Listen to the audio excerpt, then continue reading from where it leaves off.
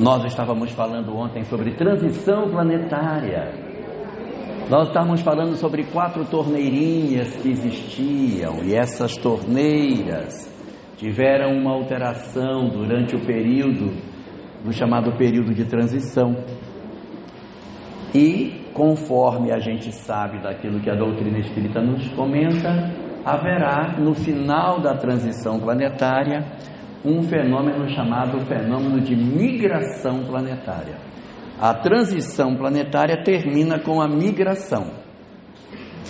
Ocorre uma série de fenômenos anteriores à migração. Esses fenômenos são marcados pela chegada de uma série de entidades perturbadoras que chegam no planeta. Nós temos a chegada de entidades também muito positivas. Nessa mescla ocorre um conjunto de dificuldades durante esse período de transição, e lá na frente vai acontecer uma migração, ou seja, os espíritos que não tiverem adaptação à nova realidade, eles deverão migrar para um outro ambiente. E aí muitas vezes a gente pergunta, mas qual é a realidade da próxima etapa do desenvolvimento da Terra? O que está descrito na obra doutrinária como sendo a característica do chamado novo momento que a Terra vai viver, que é intitulado na literatura espírita pelo nome de momento da chamada época da regeneração, os mundos de regeneração. Segundo o capítulo 3º do livro Evangelho segundo o Espiritismo, nós vivemos hoje um período que é um período chamado de período de provas e expiações, e a gente vai passar para um período chamado período de regeneração. Nesse texto de Kardec, do capítulo 3º, ele define em alguns parâmetros quais são as características do mundo de provas e expiações. Oferece Kardec no texto 7 características dos mundos de provas e expiações. Esses sinais, eles indicam muito claramente aquilo que a Terra é. Então, quais são os 7 pontos que estão colocados dentro do texto de Kardec e que definem, de certa maneira, o que é o mundo de provas e expiações? A gente fala assim que é 7, as pessoas ficam logo achando que é uma coisa mística, né? Nossa, são 7. Aí começa aquelas coisas, é um número cabalístico, né? Deve ser porque são 7 notas musicais, 7 cores do arco-íris, 7 dias da semana, 7 anões na Branca de Neve, 7 pecados capitais, são 7 as notas musicais. Tem um monte de coisa que é 7, 7 são os buracos da cabeça, depois vocês contam ver que são 7. 7 são as Horcruxes do Harry Potter. Então tem um monte de 7. Não são 7 Horcruxes? Então tem um monte de 7. E no texto de Kardec também tem 7, mas essas 7 não é porque é cabalística, é que você vai tirando do texto, você vai vendo a primeira, a segunda, quando você termina tem 7. Tá bom? Então lá no texto existem 7 características colocadas por Allan Kardec que definem o que é o mundo de provas e expiações. Característica número 1: os habitantes desse mundo são extremamente inteligentes. São muito inteligentes e constroem sociedades tecnológicas. Essa é a primeira característica deles. Característica número 2: são extremamente egoístas. Extremamente egoístas. E por serem egoístas, que é uma segunda característica, vai para uma terceira, que é a construção de uma sociedade profundamente desigual. Isso também é uma característica de mundos de provas e expiações, a desigualdade, que de certa maneira é resultado do egoísmo e do orgulho ao mesmo tempo, fazendo uma sociedade muito desigual. Então a primeira característica é a inteligência, a segunda o egoísmo, a terceira uma sociedade profundamente marcada pelas desigualdades. A quarta característica que a gente tem é um processo de indiferença com a dor do outro. Nós somos uma sociedade marcada por uma indiferença muito grande com a dor do semelhante. A quinta característica arredios a tudo aquilo que diz respeito a Deus, a religião, aí você vai dizer, não, isso não é verdade. Não é verdade, porque a Terra não tem isso aí. Tem muita gente que acredita em Deus, tem um monte de gente que é espiritualizado, tem religião. É verdade. Mas muitas pessoas estão na religião para que Deus lhes favoreça e não em busca de uma espiritualização verdadeira. Não sei se me faço claro no que digo, mas a gente está muito mais querendo que Deus nos sirva do que servir a Deus. Existe mais religiosidade e menos espiritualidade. Se alguém tem dificuldade em separar religiosidade de espiritualidade, eu sugiro que a gente lembre do personagem Perpétua, lá da novela da Tieta, né? 10 em religiosidade, 0 de espiritualidade. A pessoa pode estar o tempo todo dentro de um templo e não ter espiritualidade, né? Olha a roupa que ela veio, toda vez ela vem no centro espírita com a mesma roupa, só tem sapato. Então, assim, às vezes a gente está muito mais preocupado com as coisas do lado de fora do que da mudança, da nossa transformação moral. E, assim, até nesse sentido, dentro de doutrina espírita, a gente procurou por muito tempo se esconder. Viu, Ana? A gente se escondeu muito tempo disso. Como que a gente se escondeu?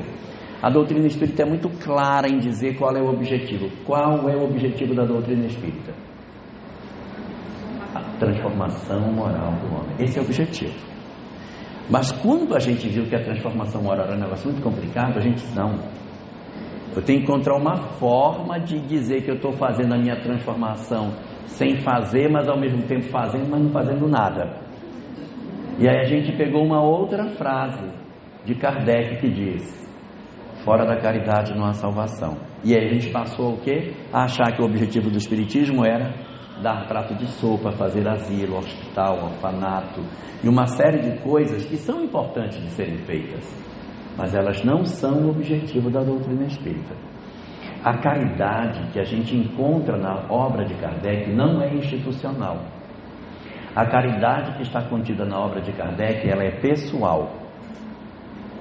Visitemos o Evangelho segundo o Espiritismo para pegar uma passagem chamada Infortúnios Ocultos, que fala de uma mulher que visita uma casa que está sem comida, o fogão está sem lume, ela leva a filha para que a filha aprenda. Lembram dessa história?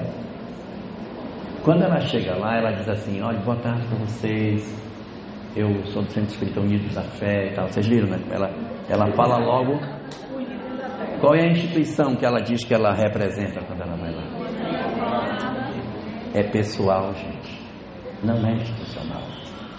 Nós é que inventamos que o trabalho tinha que ser institucional, mas não tem nenhum lugar da obra básica dizendo, olha, o Centro Espírita precisa criar um trabalho para distribuir sopa, agasalho.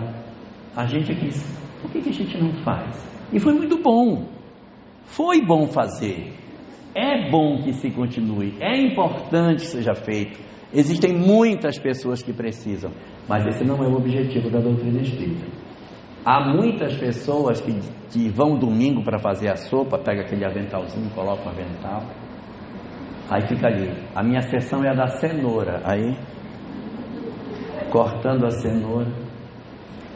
Ainda bem que a antipática não veio hoje, né? Tira o avental, coloca o avental e diz, eu já estou justificado diante de Deus, que já fiz a minha caridade, como se isso fosse o objetivo, e não é. O objetivo da doutrina espírita é a transformação moral do homem. Somente depois que a série psicológica de Joana veio para trazer de maneira muito clara a necessidade do homem ir para dentro, é que nós começamos a despertar sobre a necessidade de, sem abandonarmos o trabalho da caridade, cuidarmos da nossa transformação moral, porque muitos de nós estávamos cuidando só dos aspectos externos e estávamos esquecendo de cuidar da nossa mudança interior. Isso foi tão profundo no movimento que antes da série psicológica as pessoas diziam assim, olha, Antes de ser espírita, minha vida era horrível, mas depois que eu conheci o espiritismo, minha vida mudou completamente. Meu marido hoje é ótimo. Meus filhos são maravilhosos. Meus filhos me amam, eu amo meu marido me ama, minha família é uma coisa maravilhosa. Só tem espírito de luz na minha casa. As pessoas falavam bem até de sogra nesse período. Mas quando a gente chegou no momento em que a série psicológica começou a ganhar vulto, as pessoas começaram a dizer: eu tenho dificuldade com meu pai, eu tenho dificuldade com meu filho, eu tenho dificuldade. Nós começamos a fazer contato com as nossas próprias dores.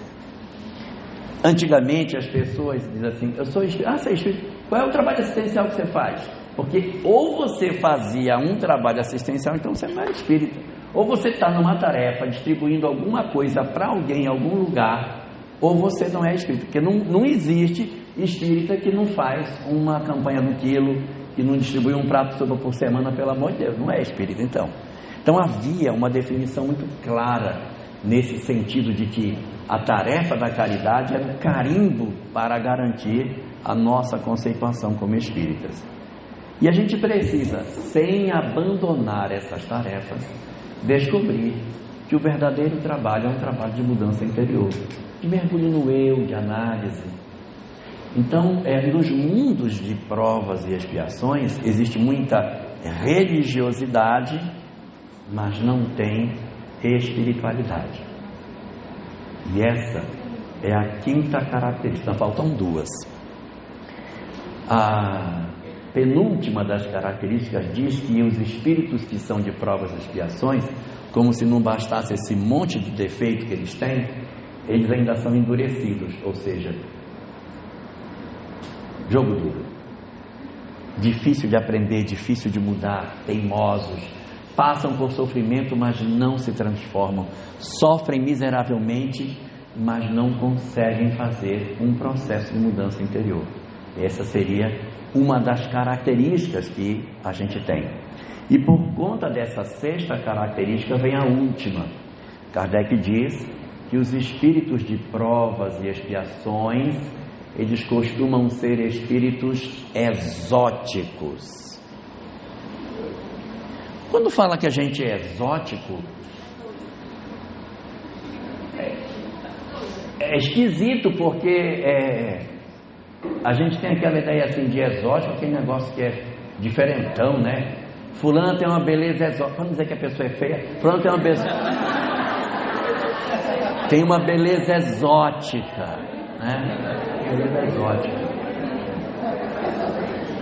E quando a gente ouve dizer que os espíritos de provas e expiações são espíritos exóticos, a gente começa a imaginar que eles têm 5 olhos, 4 mãos, né? Tem um olho no meio da testa, que é exótico. E não é. Exótico é tudo aquilo que é de outro lugar. Se eu trouxer, por exemplo, açaí para vocês, aqui é uma fruta exótica, mas de onde eu venho não é. Assim como o castanha de caju é uma coisa para vocês normal, para nós lá é um sofrimento, tem que assar os dedos todinho. E ninguém vende isso lá, ninguém tem. Tem um pé de caju no fim de casa, você tem que assar as castanhas, passa do ponto, torra, fica preto, ninguém come, pega fogo, vira só um carvão, é um sofrimento. Então, para nós é exótico. Então, exótico é tudo aquilo que não é daquele lugar, significando que espíritos de provas e expiações migram com frequência. É uma característica que está na lei natural. Os espíritos migram de mundos para mundos de maneira muito tranquila. A questão 76 do Livro dos Espíritos diz o seguinte: que os espíritos são os seres inteligentes que habitam o universo. Nós não somos propriedade da Terra. Nós somos os espíritos que habitamos o universo. Estamos na Terra por uma circunstância, mas nós não somos propriedade do planeta. Nós estamos aqui porque existem fatores que nos prendem aqui.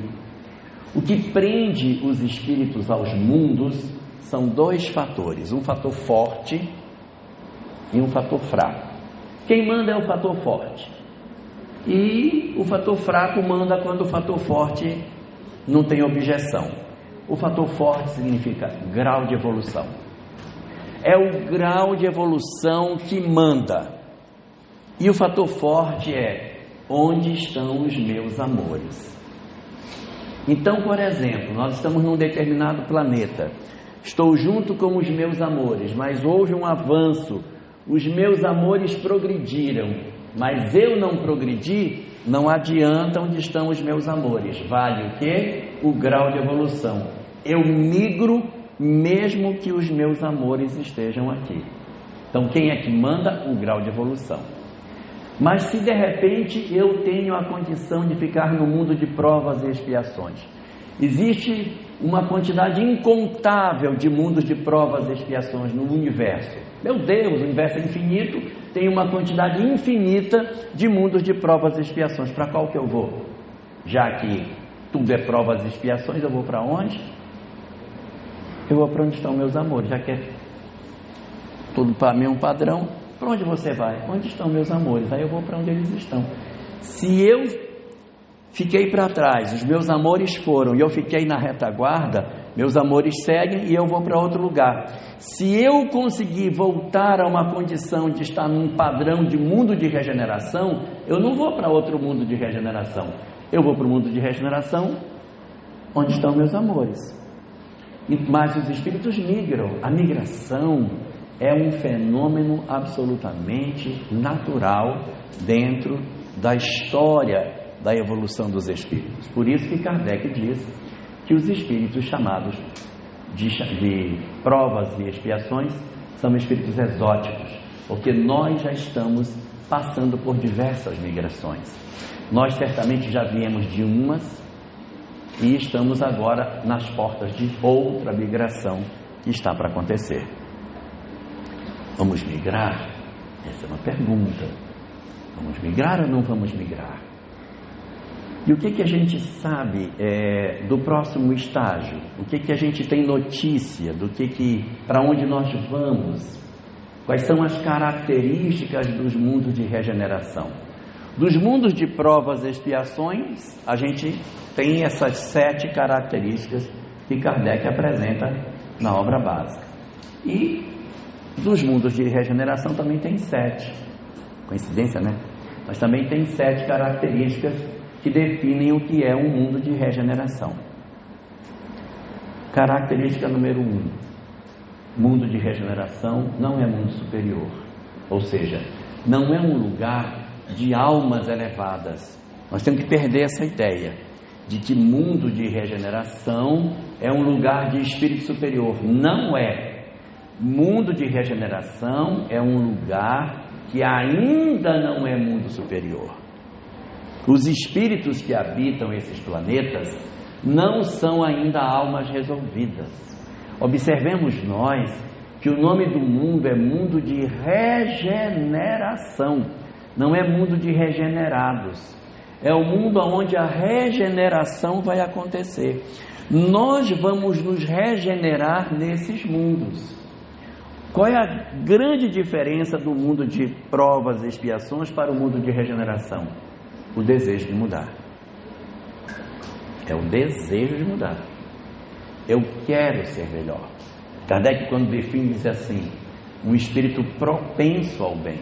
Ele não é um espírito bom, ele é um espírito propenso ao bem. Então, no mundo de regeneração, nós temos uma sociedade que quer ser melhor, que quer mudar, que quer se transformar. As pessoas, elas estão querendo ser melhores, elas estão em luta para se transformarem em pessoas melhores. Essa é a primeira característica. Característica número 2: os mundos de regeneração não são, na verdade, mundos aonde a gente pode esperar uma felicidade plena. Não existe felicidade plena nos mundos de regeneração.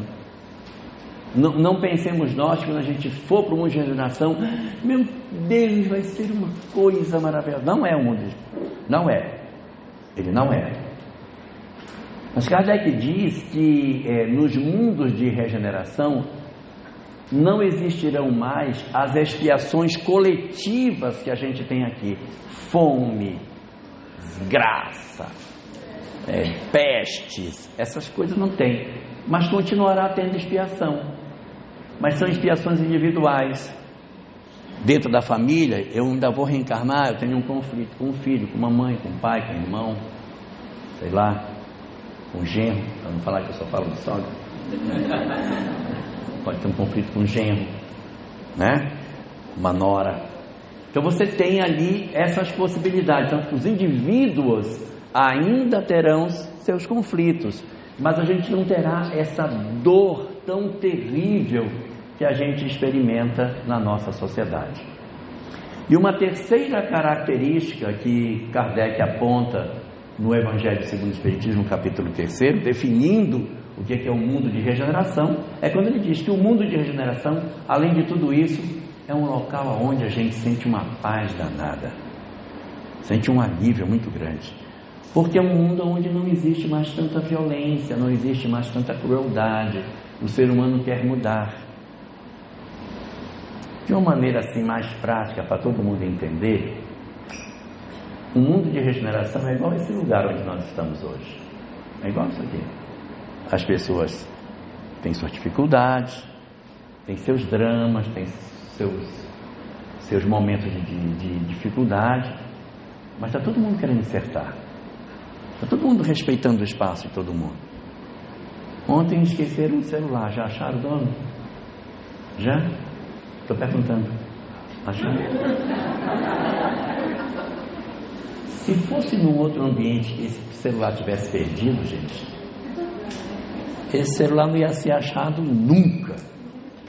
Então isso chama-se um mundo de regeneração. É onde as pessoas, elas estão querendo ser melhores do que são. Próxima característica que a gente tem desses mundos é que os corpos são exatamente iguais aos que temos hoje. Não tem diferença. Então, o mundo de regeneração, ele não precisa de uma mutação genética para se implantar. Não precisa que os corpos humanos sejam diferentes do que são. É esse corpo aqui mesmo. O que mostra para nós que a mudança do mundo de regeneração não é uma mudança no hardware, é uma mudança no software. É a cabeça da gente que vai mudar, mas o corpo é igualzinho.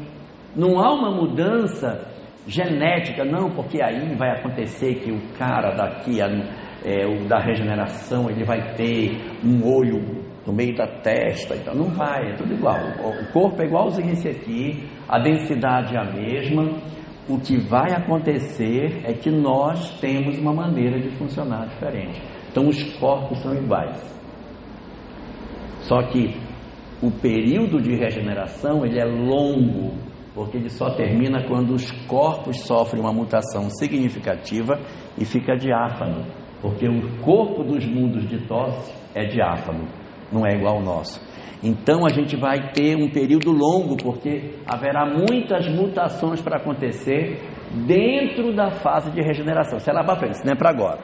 Isso aqui é para daqui a alguns milhares, sei lá, dezenas de milhares, centenas de milhares de anos, não sei quantos anos vai precisar, para que os nossos corpos comecem a apresentar características mais sutis, para que a gente possa permitir a encarnação de espíritos mais elevados. Forma de funcionar, forma da gente retirar alimento do ar, que hoje a gente retira pouco alimento do ar, a gente vai poder se alimentar melhor, e mutações irão acontecer. Isso é uma coisa lá para frente. Vocês pegarem lá no livro do André Luiz, os mensageiros, vocês vão ver a evolução que vai acontecer para a gente tirar nitrogênio do ar com a evolução. Então, essas 4 características, elas marcam o mundo de provas e expiações, mundo de regeneração, do ponto de vista físico. E tem 3 características que mostram a mudança que a gente vai experimentar do ponto de vista emocional. Tem 3 mudanças que vão acontecer em nós, nos sentimentos. Mudança número 1. As pessoas no mundo de regeneração precisam ser pessoas que têm uma conexão com o divino, uma conexão com o sagrado, precisam ter uma reverência ao divino, precisam ter esse sentimento de pertencimento da criação, precisam ter uma relação com o Criador, conhecer a Deus, conhecer sua lei, querer viver sua lei. É todo um processo, não é religião propriamente, mas é uma conexão com o divino. Então, quando a gente olha na nossa sociedade, essa galera arredia a tudo aquilo que é espiritual, que tenta negar tudo que é o espiritual, eles estão num contrapasso de tudo aquilo que a gente espera para o mundo de regeneração.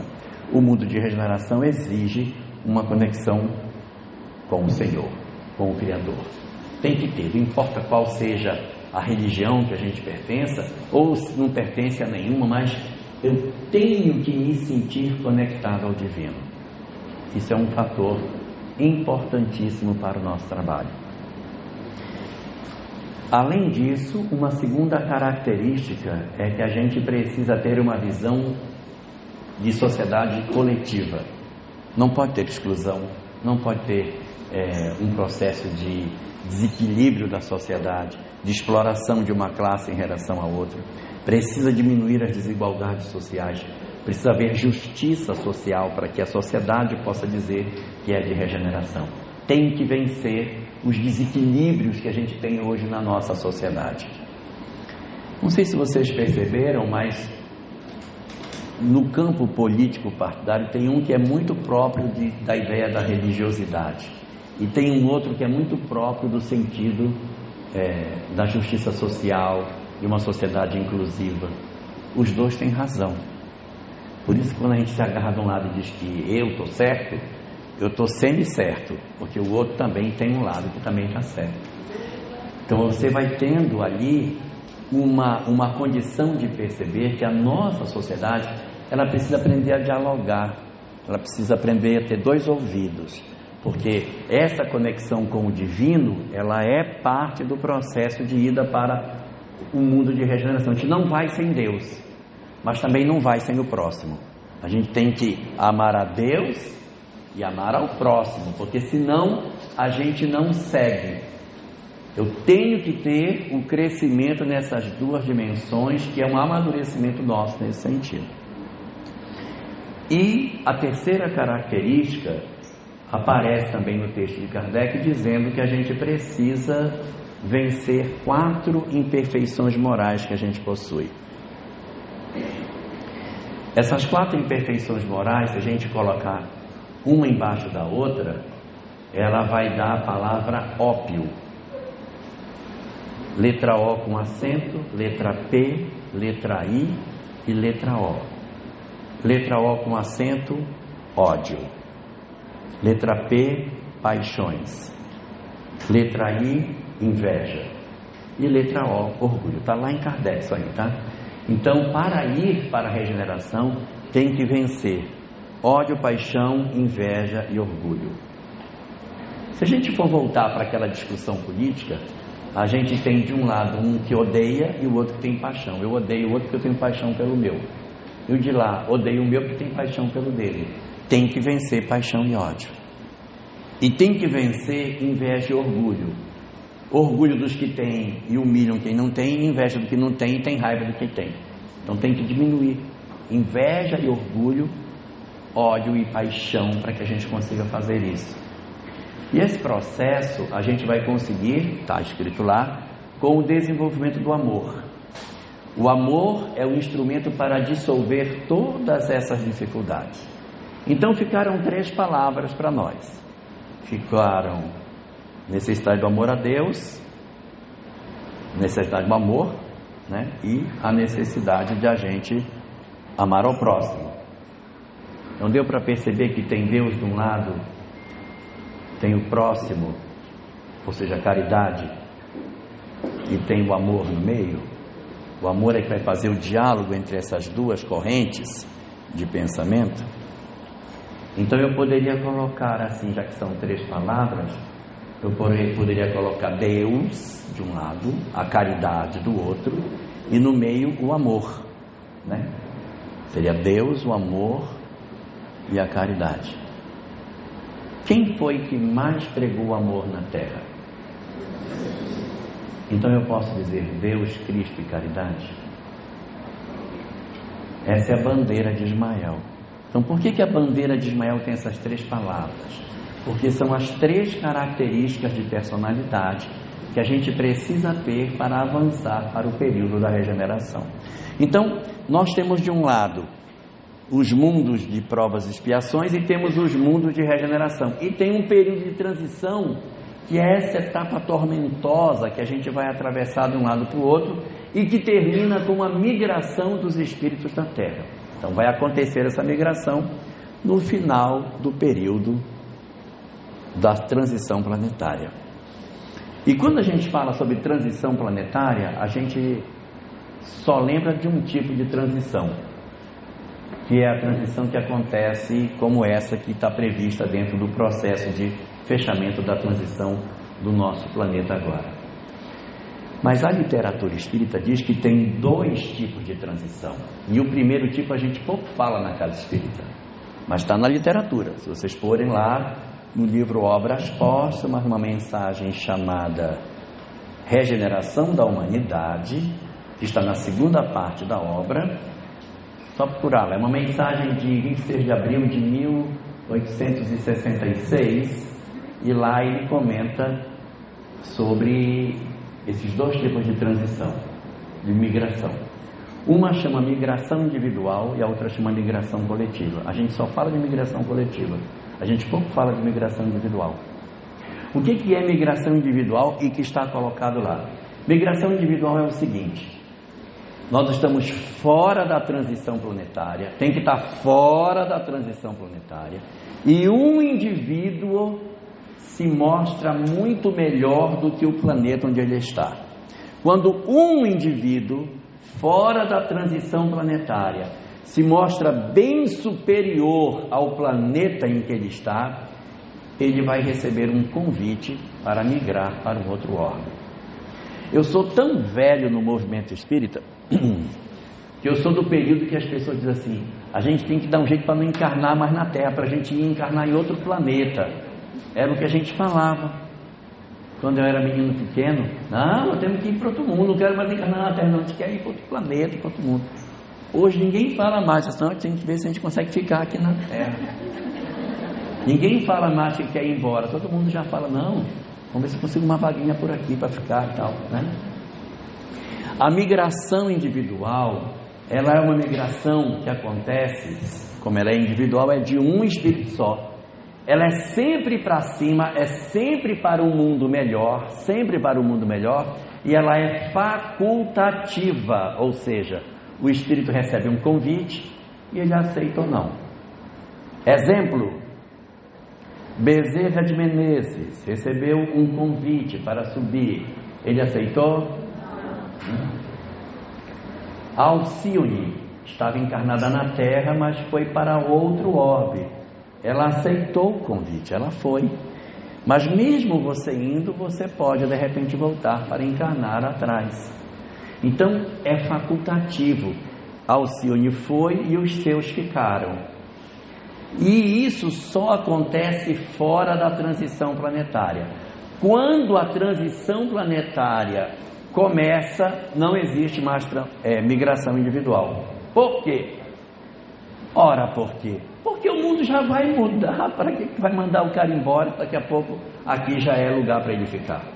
Então fica, colabora, ajuda que a transição aconteça e já fica de vez. Então não há transição individual nas janelas de transição planetária.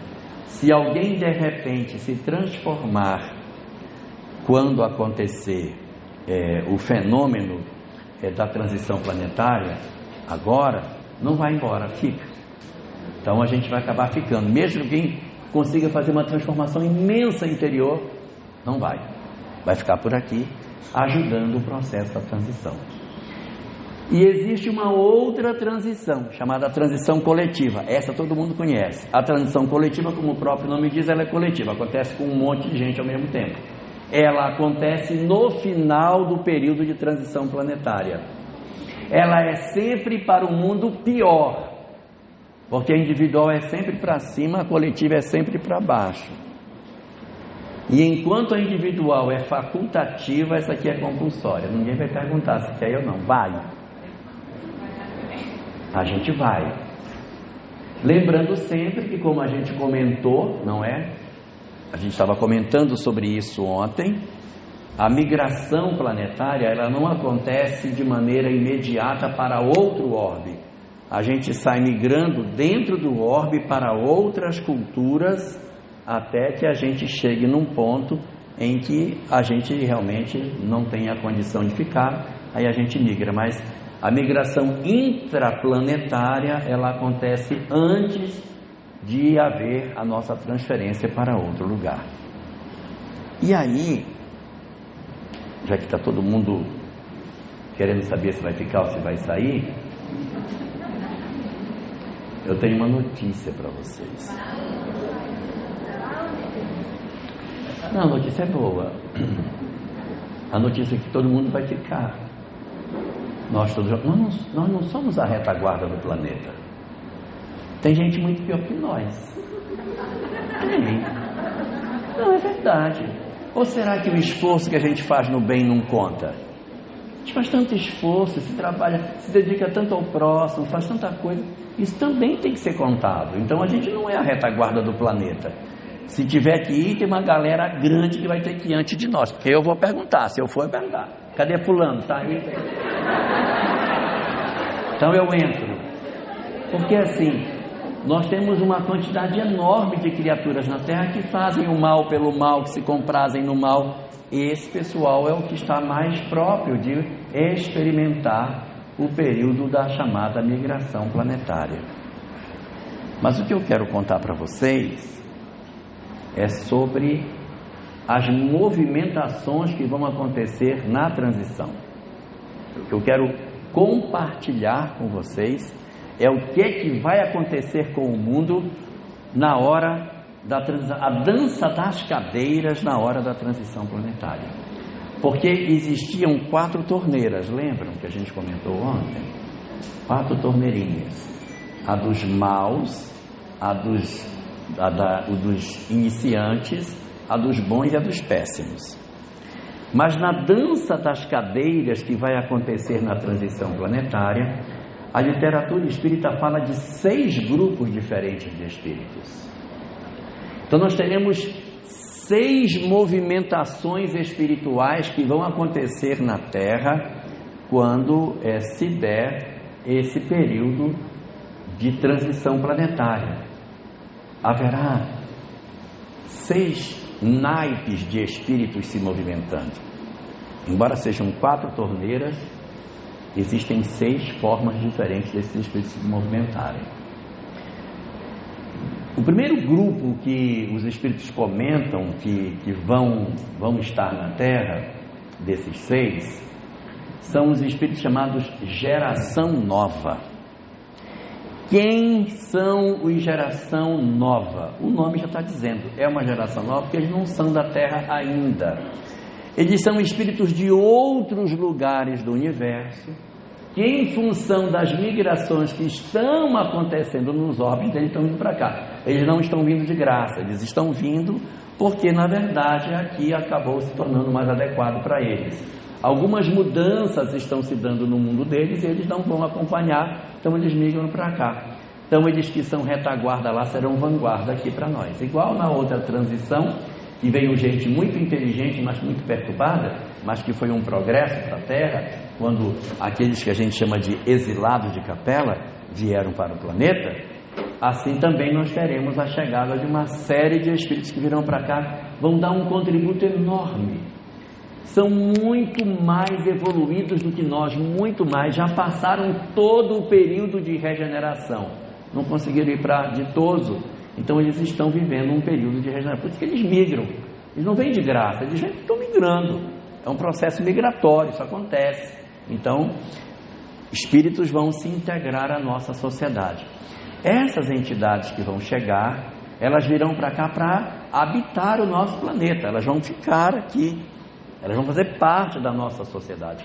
E isso vai ser muito bom, porque eles vêm com uma ideia nova, eles vêm com um pensamento mais coletivo, uma ideia mais inclusiva, eles vêm com mais amor, mais respeito ao meio ambiente, mais capacidade de fazer essa capacidade de entender a necessidade do outro, de procurar fazer uma sociedade mais equânime, sem tantas desigualdades, mas ao mesmo tempo possuem uma conexão com Deus, uma conexão com o divino.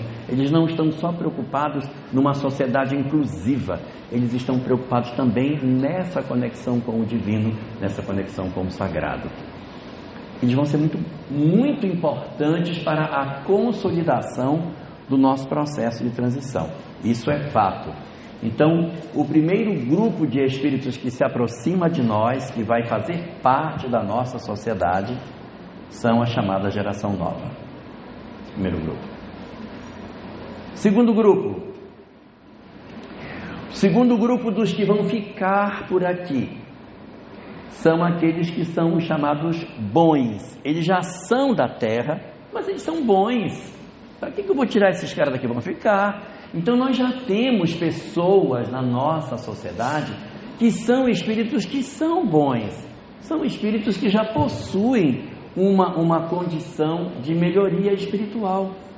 Eles têm condição de ficar na Terra, porque eles já têm uma caminhada, eles têm um avanço espiritual, já são espíritos com uma história dentro do planeta. É diferente da geração nova. A geração nova vem de fora e vai se integrar ao nosso orbe. São espíritos que não pertencem à Terra e que vão se integrar ao planeta. Beleza, esse é o primeiro grupo. O segundo grupo são os bons que já são daqui. Pessoas boas que já são da Terra, que vão permanecer no nosso orbe. Esses são o segundo time de espíritos que vão permanecer no nosso planeta. Então, esse é o segundo naipe de espíritos que a gente tem. Aí tem um terceiro. Ai, meu Deus. O terceiro grupo é formado pelos que são considerados os ditos maus, mas que são tocados pelo bem. Os maus tocados pelo bem. Os maus tocados pelo bem, que é o nosso caso, nós temos uma grande chance de ficar por aqui. Então essa ideia de assim, ai, coitadinho de mim, é tudo conversa fiada. Conversa fiada. É tudo pieguismo, falsa humildade, porque a gente nós não temos o perfil dos que migram. Nós não temos o perfil. Então a ideia é que a gente, pelo menos se a gente não é uma pessoa doida. Se for muito doida, realmente vai migrar. Se eu for espírita, mas se eu for daquele tipo que sou espírita, mas eu digo assim, tô nem aí, eu faço mesmo, quero nem saber. É bom ir fazendo as malas. Mas isso não é uma característica típica nossa. Não, nós não somos assim. Nós somos espíritos que temos as nossas dificuldades, mas a gente já faz o bem, já consegue se esforçar. Nós temos iniciativas que, olhando para o perfil de um mundo de regeneração, a gente poderia ser colocado aí nesse terceiro grupo de espíritos que vão fazer parte dessa história.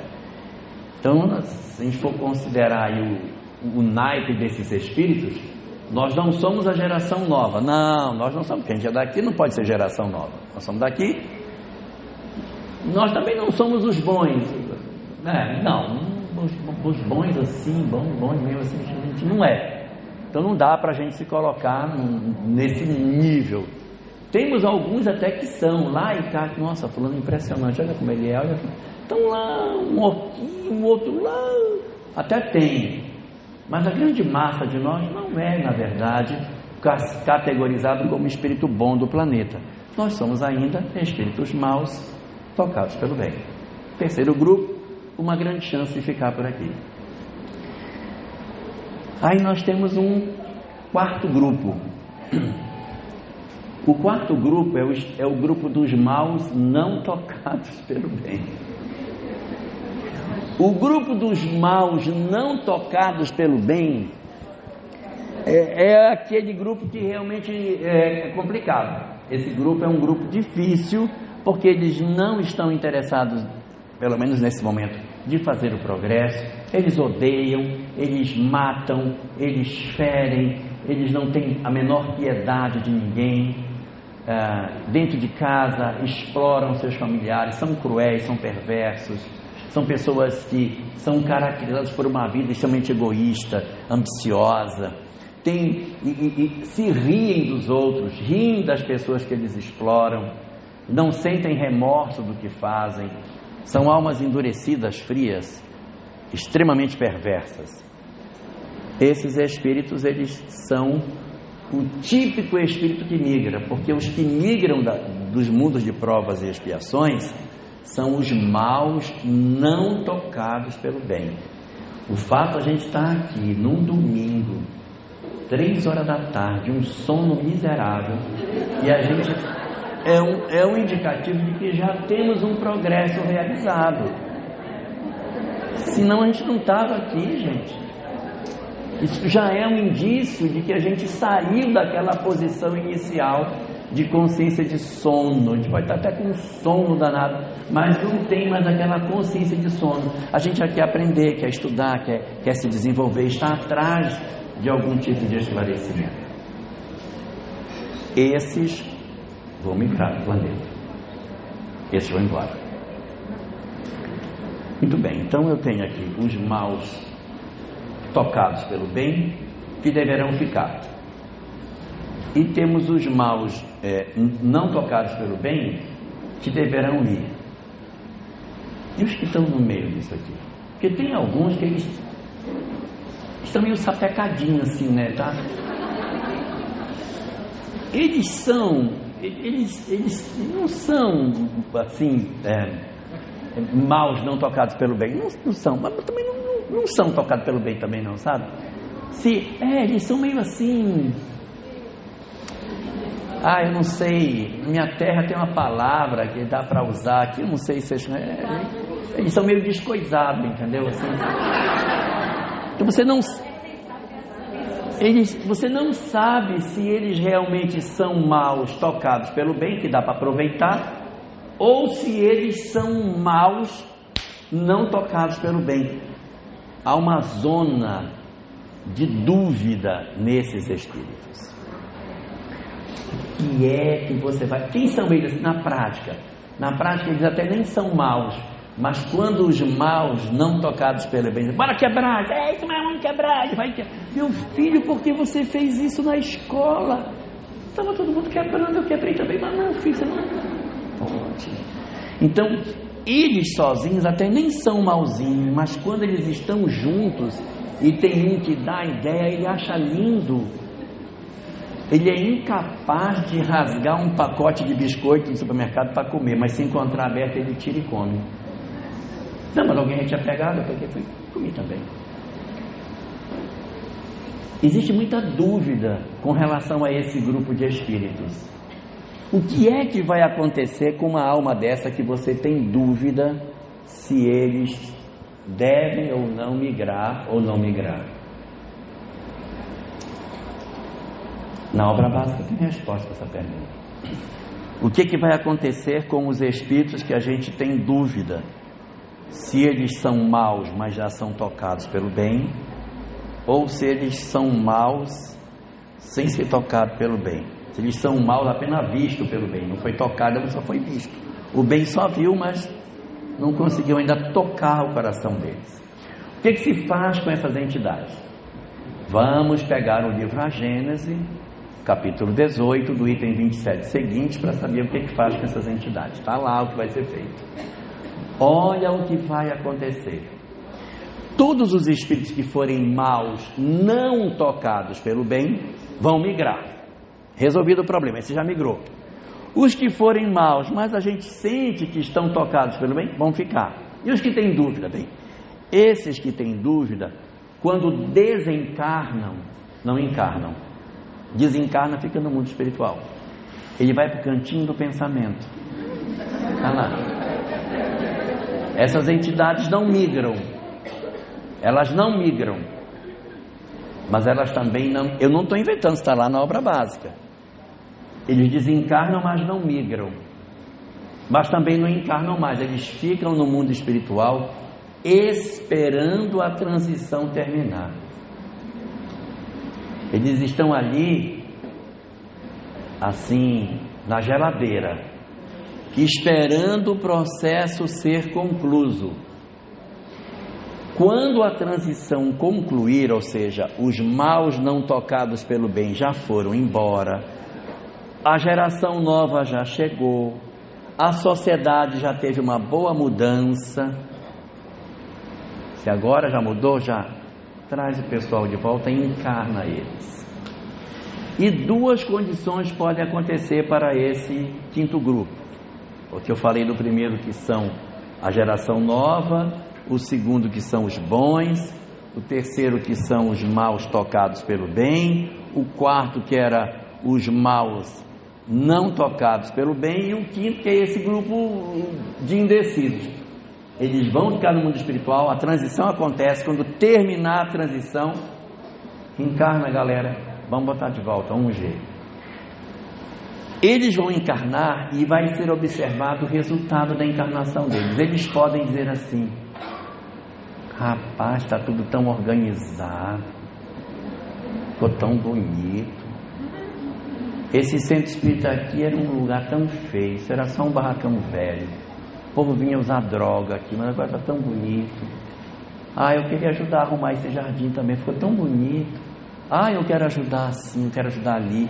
E se integra e se incorpora à nova sociedade e, consequentemente, os mentores que estavam em dúvida, um cutuca o outro e se não te disse que ele tinha jeito, te falei, olha aí, dá para integrar. Aí aproveita esse espírito e ele se integra na sociedade de regeneração. Ficou claro? Mas junto com ele veio um outro também. O outro veio, esperou a transição acabar. Quando a transição acabou, chegou. Mas agora botaram esse centro espírita aqui, cadê a boca de fumo? Ah, eu não gostei desse negócio aqui não, cara. Ah, eu não gostei. Tá aí que eu não suporto isso, olha. Tá arrumadinho demais. Aí me dá um negócio ruim. Eu vou começar a querer quebrar isso aqui. Aí esse não se adaptou no mundo regenerado. Ele não tem perfil para permanecer. Aí o outro mentor cutuca o primeiro e diz: não te falei que esse não tinha jeito?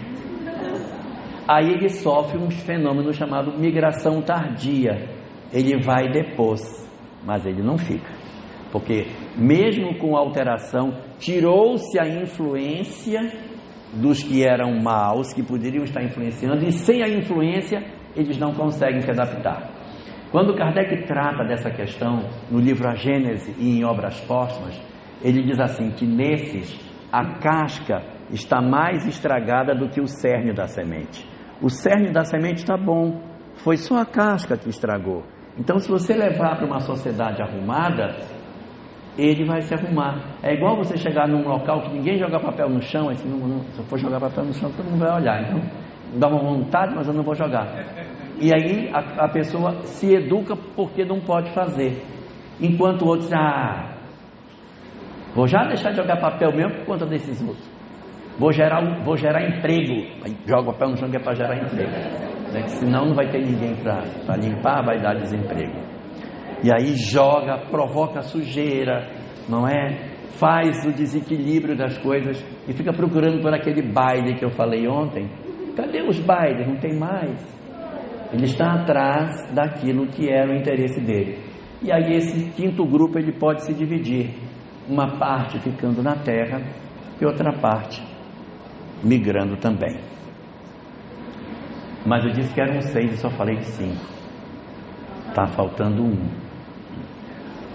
O sexto grupo é um grupo que ele não mora na terra, mas ele participa da sociedade. São os nossos amores, os espíritos que nos amam. e que vez por outra, embora não pertencente ao planeta, vem, encarna para deixar uma lição, vem para deixar um grande contributo e depois volta. Eles também encarnaram na Terra. Eles fazem parte da geração nova. Não, porque eles não estão integrados na Terra, não é.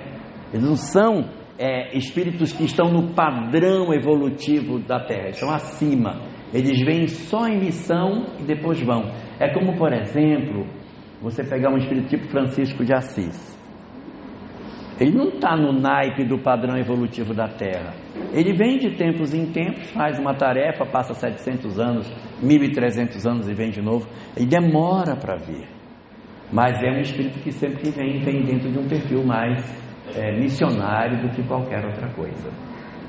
Então esses 6 tipos de migrações irão acontecer na nossa sociedade. A gente vai viver esse processo de transformação. E aí certamente alguém está se perguntando: e eu, meu Deus do céu, será que eu vou ficar na repescagem? Que aquele pessoal da repescagem é para mostrar para nós o quanto que Deus é misericordioso. Só vai sair realmente a galera que não tem jeito. Isso retira de nós esse medo de que eu vou migrar, porque não é uma mão cruel que vai chegar aí arrancando as pessoas e levando.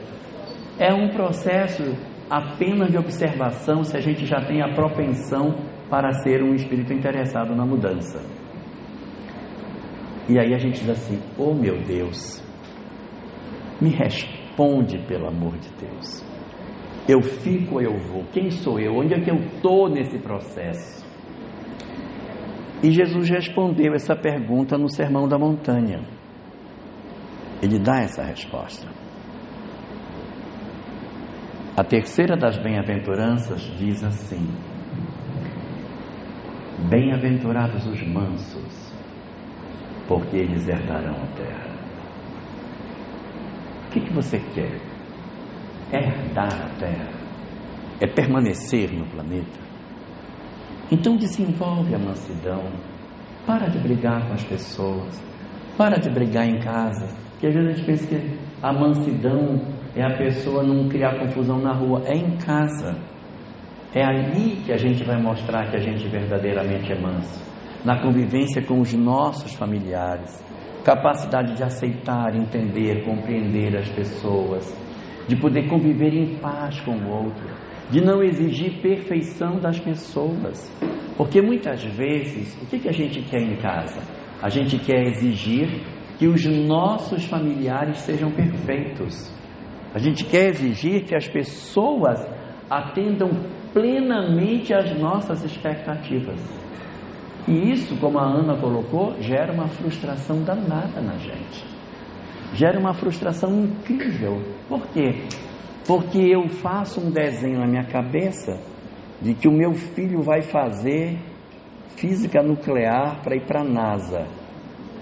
Aí o menino cresce: não, eu quero tocar violão, Não, meu filho, você vai fazer medicina, você vai fazer física nuclear.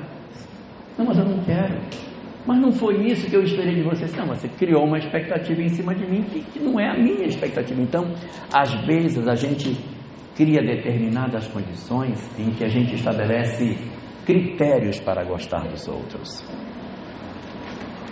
E o grande poder das almas que estão marcadas para permanecer é a mansidão. É o dom de aceitar o outro do jeito que o outro é. É poder dizer para a pessoa do fundo do coração: eu aceito você do jeito que você é. Você não precisa ser perfeito para merecer o meu amor. O amor que eu tenho por você, ele é incondicional. Porque o grande atributo da criatura humana é o poder de amar aquilo que é imperfeito. Porque é muito fácil você amar uma coisa que é perfeita. O bonito é quando você tem um filho que tem dificuldade, você dizer: ele tem dificuldade, eu sei que tem, mas eu amo mesmo assim. Meu marido tem defeito? Tem defeito, mas eu amo mesmo assim. Essa é a pessoa que eu tenho, esse é o companheiro que eu tenho para estar comigo, essa é a pessoa que a vida me deu para fazer parte da minha história. Então, assim, eu não quero dizer, não estou rogando praga para ninguém, mas se é verdade que a gente costuma reencarnar como neto, bisneto nosso, isso é um indicativo de que o que está aí é a nossa família, tá?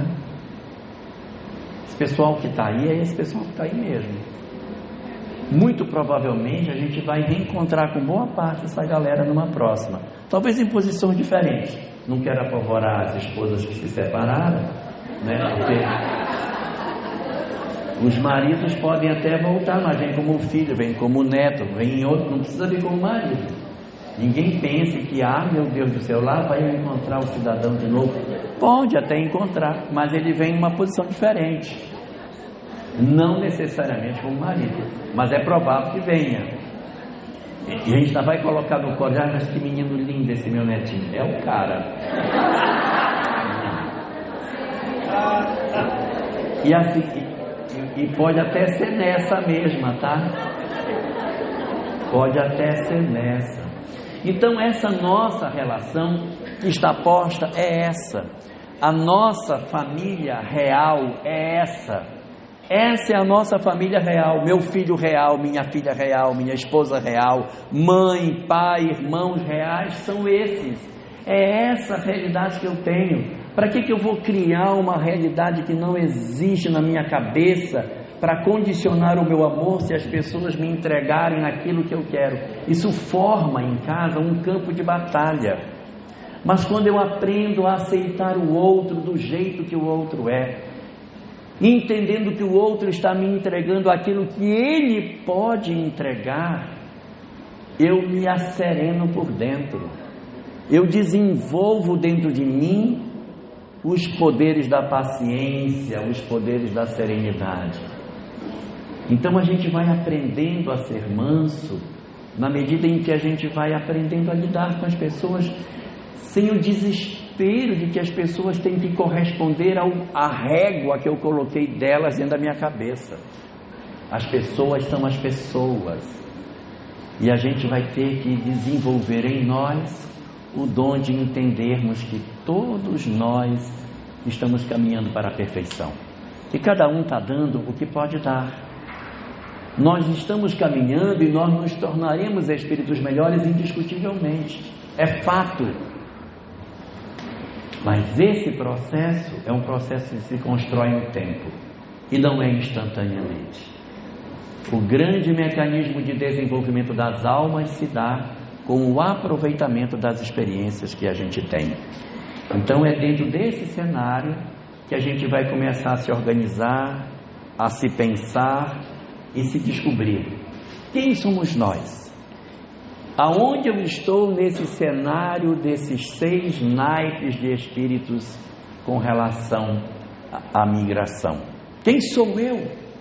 E analisar o quanto de mansidão já existe no interior do meu ser. Porque quanto mais mansidão eu tiver, maiores serão as possibilidades de eu ficar por aqui. Por quê? Bem-aventurados são os mansos, porque eles herdaram a terra.